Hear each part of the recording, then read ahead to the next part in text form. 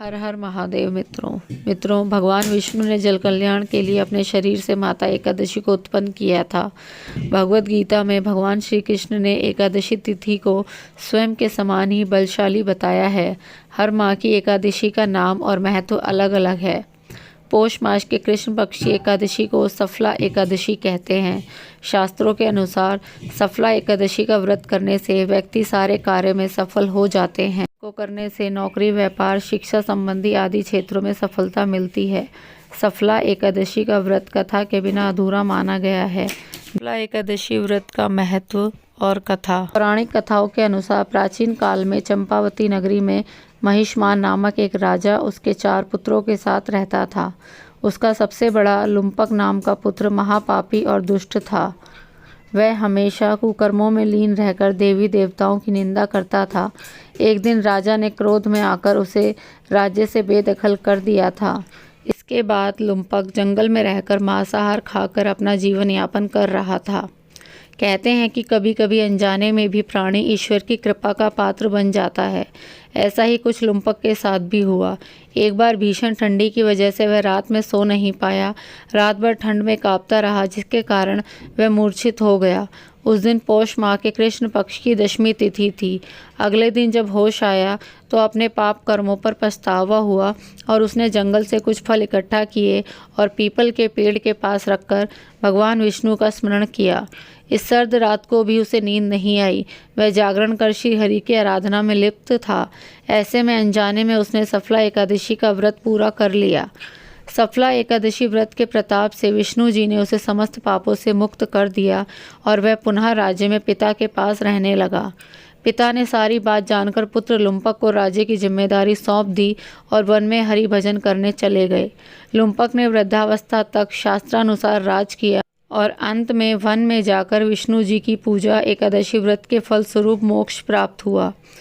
मान्यता है कि सफला एकादशी का व्रत व्यक्ति के सारे कार्य सिद्ध कर देता है। यदि आपको साल 2024 में सफला एकादशी व्रत को लेकर कन्फ्यूज़न है तो यहाँ जान ले उसकी सही तारीख और मुहूर्त।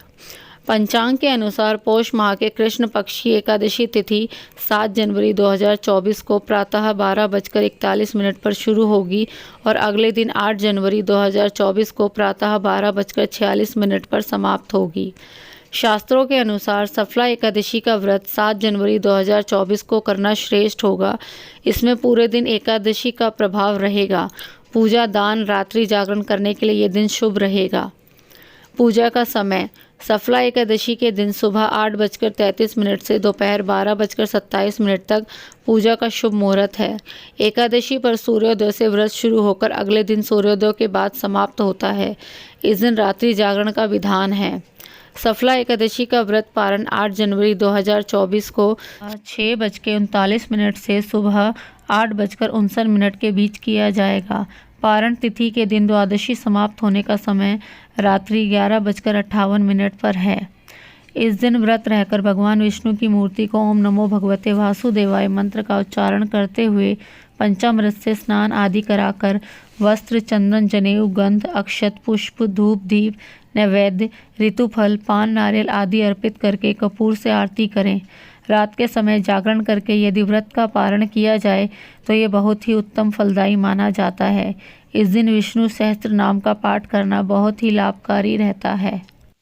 सफला एकादशी के दौरान इन बातों का भी रखें ध्यान। पुराणों में बताया गया है कि सफला एकादशी का व्रत जो भक्त पूर्ण विधि विधान से रखते हैं उन पर भगवान नारायण की कृपा बनी रहती है। एकादशी के व्रत वाले दिन आप फलाहार जैसी चीज़ें खाने में ग्रहण करें और इस दिन अन्न बिल्कुल भी ना खाएं।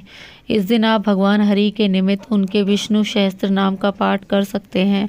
संध्या काल के समय जब सूर्यास्त हो जाए उसके बाद आप तुलसी जी के पास गाय के घी का दीपदान कर सकते हैं।